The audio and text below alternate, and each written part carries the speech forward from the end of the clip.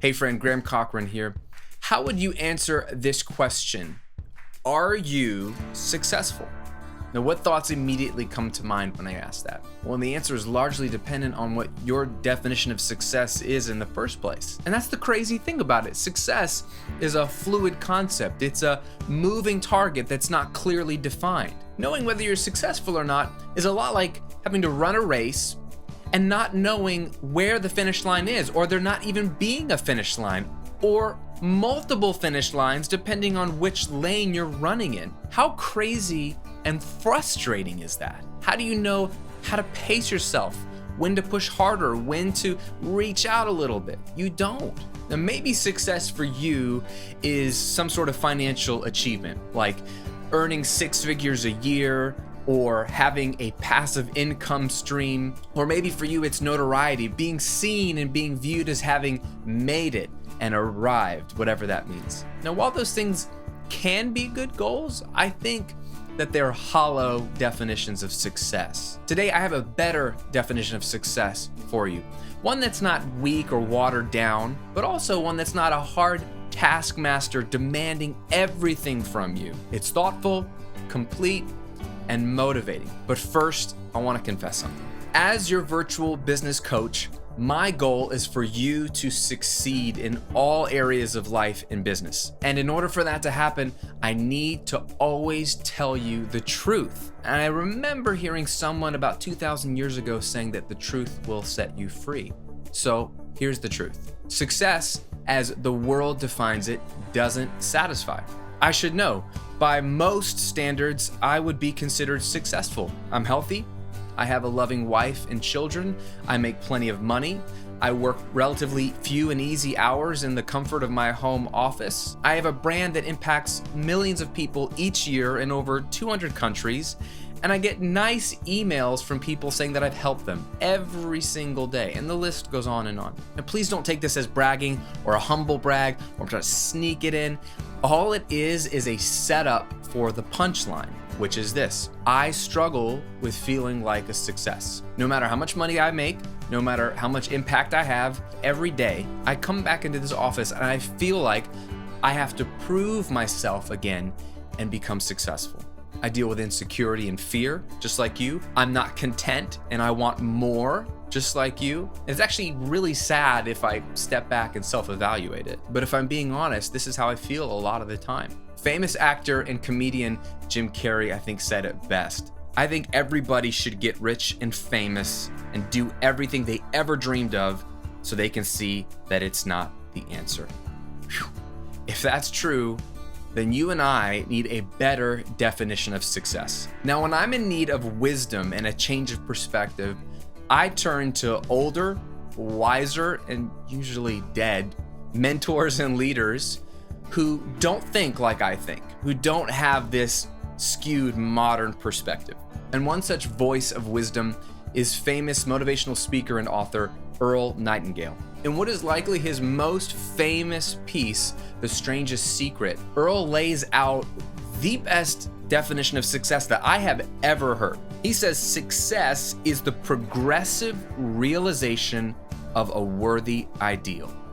Success is the progressive realization of a worthy ideal. Okay, this definition is powerful and practical for a couple of reasons. One, success by this definition isn't about finishing or actually accomplishing a goal. It's about seeing steady progress towards a goal. This does a few things for us. With this definition of success, we can actually be successful every single day that we come in and make steady progress towards our worthy ideal, as he put it. As this goal, this ideal that we're pursuing becomes more and more realized every day, every week, every month, every year, we become successful in the process. Otherwise, if your definition of success is accomplishing something, tying a bow on something, you are only successful in one moment when you actually get to that goal.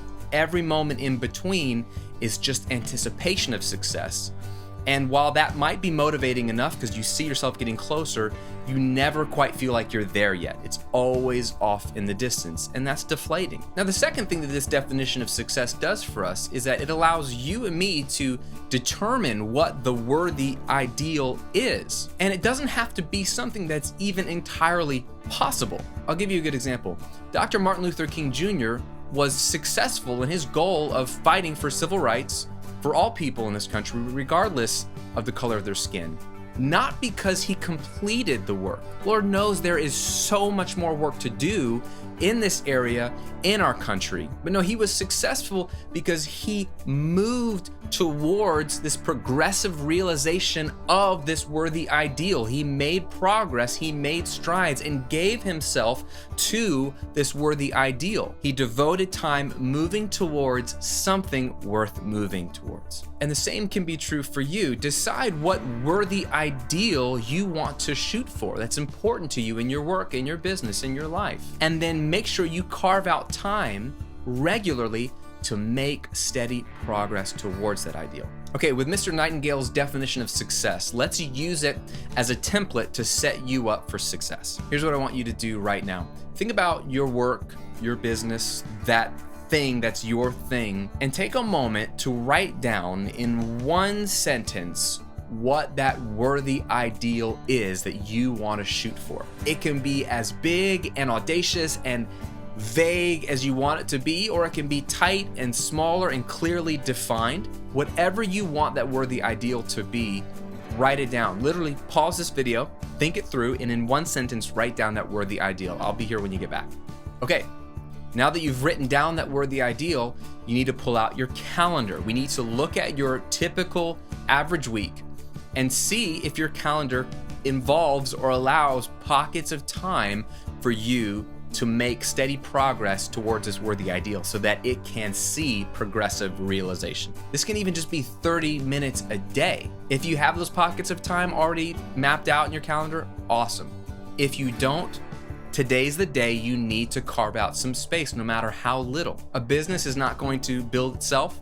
It's not going to grow itself. There's no real magic in business. It's just this steady plodding, this steady progression, this every day showing up, even if it's for 30 minutes, and working towards a singular worthy ideal and seeing that progressive realization. It takes knowing where you're going and having that clearly articulated in one sentence, and it also takes dedicated pockets of time in your week every single week, no matter how big or small. Once these two things are in place, your goal in business is very simple.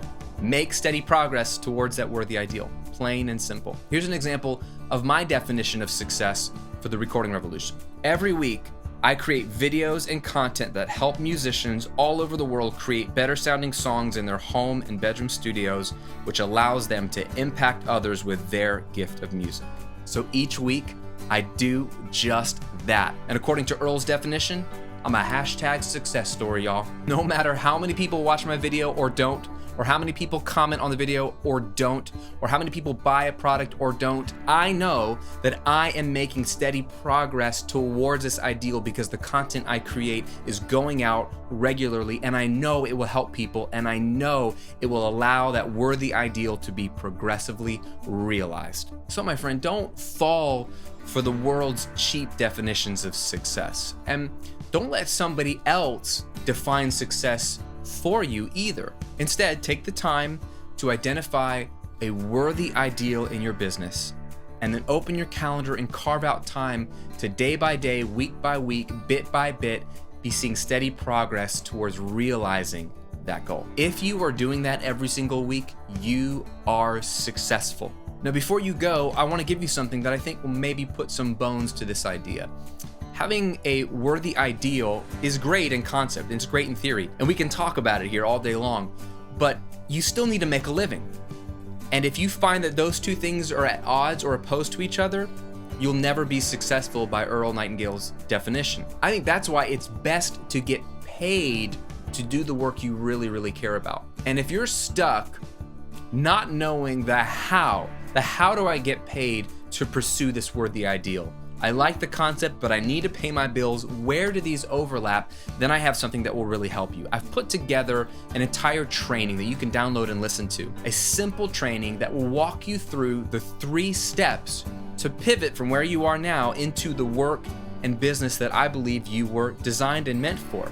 And then how to get paid handsomely to do that work that you truly love. It's a free download. It's a simple training that you can reference anytime, and it unpacks those 3 steps with actionable homework and step-by-step training. It's a total win-win, and it's my gift to you for listening to these videos, watching these videos, and supporting my content by just being here. To grab your download of this free training, Get Paid to Do What You Love, just click the link below this video or go to grahamcochrane.com/getpaid.